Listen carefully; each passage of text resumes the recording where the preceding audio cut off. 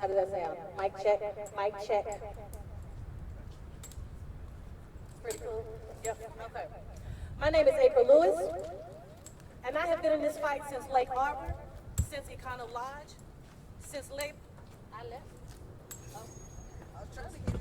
All right, well, you know what? I don't need no mic. Y'all know my mouth is up here. My name is Apryl Lewis, and I've been in this fight since Lake Arbor, since Econo Lodge, since Lamplighter, since Tanglewood. And now, here we are again.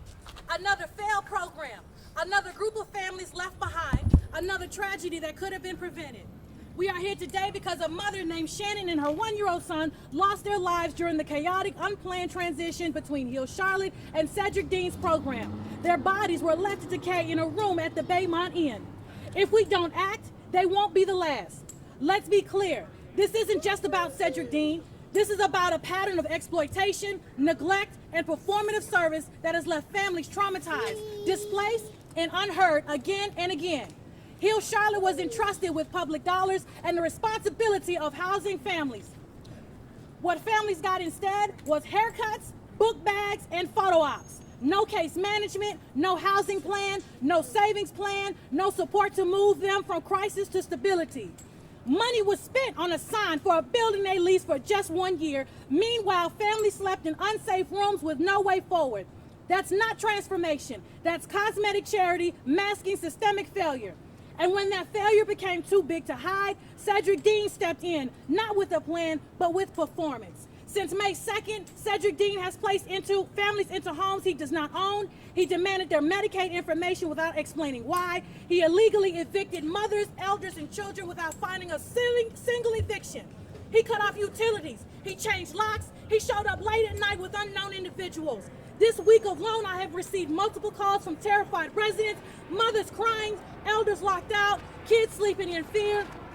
One of their homes at 614 Carcardia Avenue is where Levante, Ursula, and Miss Baker live with their children. You'll hear from them today. And I'll also read a statement from Jacinia, who wants her truth to be heard, even though she's afraid to show her face in person. And Cedric Dean had the nerve to ask if he could attend this press conference, to intimidate us, to twist the story, and to gaslight this community into believing he is the victim. Let me be clear. We had an agreement. He reneged. He left these families stranded, and now he's scrambling to reclaim his image while the people he claimed to help are being discarded like trash. The city of Charlotte funded who they thought was a community representative, but what they got was a performance. What we all got was lies, broken agreements, and an audit now underway to uncover the truth.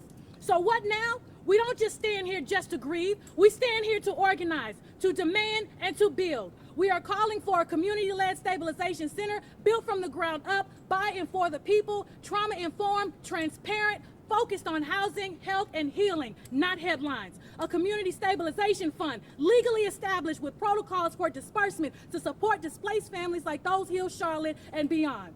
City and county partnership to canvass neighborhoods, collect data, and reunite us with the hundreds of residents scattered in the wake of this collapse. Stronger tenant protections, especially in publicly funded housing programs. No more silent evictions, no more power meter tampering, no more predatory providers. Disability displacement protections, because elders and medically fragile residents deserve more than a call to 911.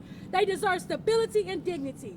Continue policy development, because we have already been working on real legislative solutions, and now we need the community to show up and help us push them forward. We are inviting everyone here to join us at the Mecklenburg County Commissioners Public Forum next month. We need public health services at the table. We need county and city coordination, and we need you, residents, leaders, organizers, and neighbors, to be a part of what comes next.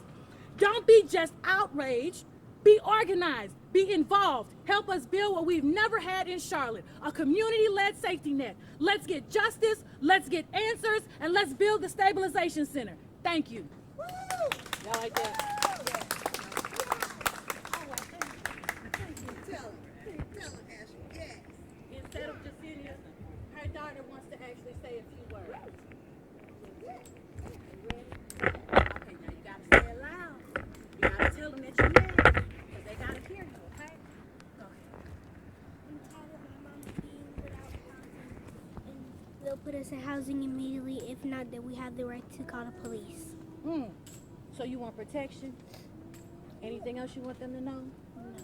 That's it? All right. Can you spell your name, Jasenia? Future. Oh, sorry. And how old are you? Say it one more time so they can hear it. 8. You're 8 years old, and your name is Future, and you spelled it for them? Spell it one more time to make sure they hear it. Future. All right. And what's your last name? Trinity. Trinity. Okay, you did it. Future, thank you. Thank you so much, baby. You spoke.